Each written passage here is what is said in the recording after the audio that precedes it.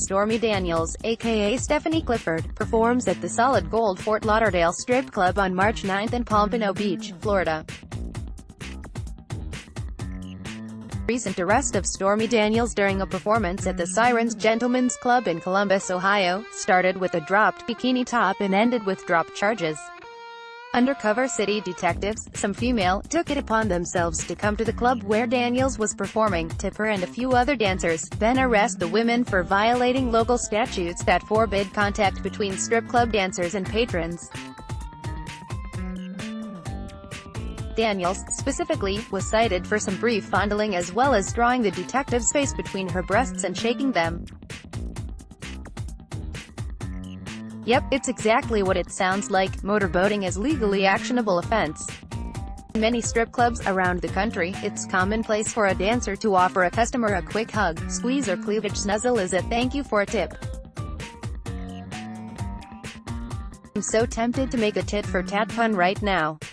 Stripper Jesus, stay my hand. Whether it's considered legal or not varies from municipality to municipality. Arbitrariness is the lay of the land. When it comes to strip club regulations, 'twas ever thus. Upon news of Daniels' arrest, former exotic dancer and headmistress of the New York School of Burlesque Jo Weldon started some rollicking threads on Twitter and Instagram inviting exotic dancers, past and present, to share the most ridiculous regulations they've encountered in their work.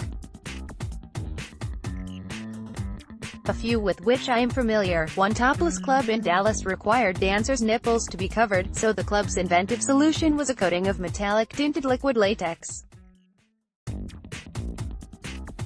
Before each shift, dancers had to line up so the house mom, sort of a combination dressing room manager and den mother, could pump some white liquid latex, not unlike Elmer's glue, into a disposable paper relish cup, mix in a dancer's metallic powder of choice, gold, silver or copper, and paint the tinted latex over the entire circumference of the nipple and areola. Then the dancers would walk around the dressing room fanning their nipples to accelerate drying. At the end of the night, the latex was peeled off and discarded, that is, if your nipples didn't harden in the club air conditioning and poke through the thin rubbery sheathing, requiring a mid-shift redo. In a club in the Midwest, dancers were forbidden to touch any part of their torso, lest it be seen as masturbation, so the management advised the girls to play it safe and dance like you don't have any hands. In an ad hoc strip show at a West Hollywood nightclub, dancers were not allowed to take tips in hand from a customer while topless because it might be looked upon as prostitution. If someone wanted to tip you once you'd stripped off your bikini top, they had to lay it down on the stage. Stormy Daniels greets fans at an event in May. Within hours of Weldon's social media call, over 100 posts from dancers popped up, citing rules that were by turns comical and concerning. Even neo-burlesque legend Dita Von Teese piped in with a contribution from her house dancer days, Indiana strip club, 1993-ish. Tiny bits of Band-Aid had to be cut to cover the very tip of the nipple, just where fluid could conceivably come out.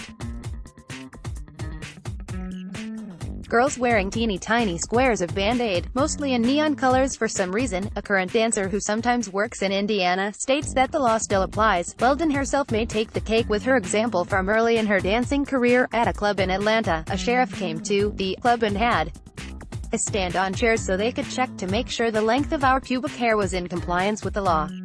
Bear in mind that the onus is ever on the performer to abide by the rules and legal regulations, lest she face suspension or firing by the club and even possible arrest. The customer's behavior, on the other hand, is typically policed only by the club bouncers, the managers and the dancers themselves. Even in the club, the boys will be boys. Double standard applies. The onus is ever on the performer to abide by the rules and legal regulations, lest she face suspension or firing by the club and even possible arrest.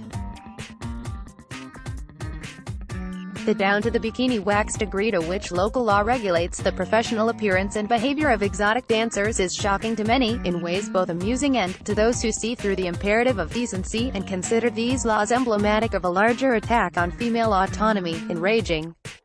As Weldon tweeted back to someone who expressed surprise at how granular and borderline invasive the body and behavior policing could be, "Welcome to strip joint crazy ass laws." I used to travel to strip and had to read through them for each county. They are designed to be confusing, to blame women for men's bad behavior, and to be selectively enforced. And they are never based on credible evidence of harm. This time, charges against Daniels were quickly dropped, and the Columbus police chief issued an apology citing that the specific law didn't apply to guest entertainers, only to performers who consistently appeared at a particular venue, as if that makes sense. Daniels rebooked the second of her 2 scheduled appearances into another Columbus club, so the matter, for her, was swiftly closed. As is her wont, however, Daniels leveraged her moment of media exposure to shift the spotlight to the plight of her fellow sex workers, this time, to the house dancers busted by police. Daniels tweeted, "Saddened to hear the other 2 dancers arrested with me last night did not have their charges dropped. All tips from my stage performance tonight at Sirens in Columbus will go towards their legal fees. Come support the working women of this city." She concluded the tweet with the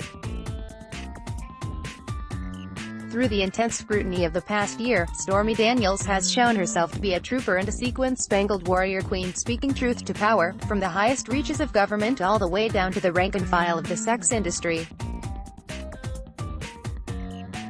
She is committed to pointing out the hypocrisy that rules the current administration as well as the ways that yeoman sex workers are unfairly judged, policed and punished. The rules in strip clubs are often laugh-out-loud preposterous, but the consequences for violating them are no joke. A feminist freedom fighter across all straight-up, Stormy has taken it upon herself to make that clear. Explicitly. Lily Barana is the author of 4 books, including the stripper memoir Strip City, A Stripper's Farewell Journey Across America and, most recently, Grace for Amateurs, Field Notes on a Journey Back to Faith. Follow her on Twitter at Lila Barana. Also on HuffPost Opinion, we founded Black Lives Matter 5 years ago today. We're still going. Opinion, Brett Kavanaugh will probably give evangelicals exactly what they want. Opinion, F*** civility download.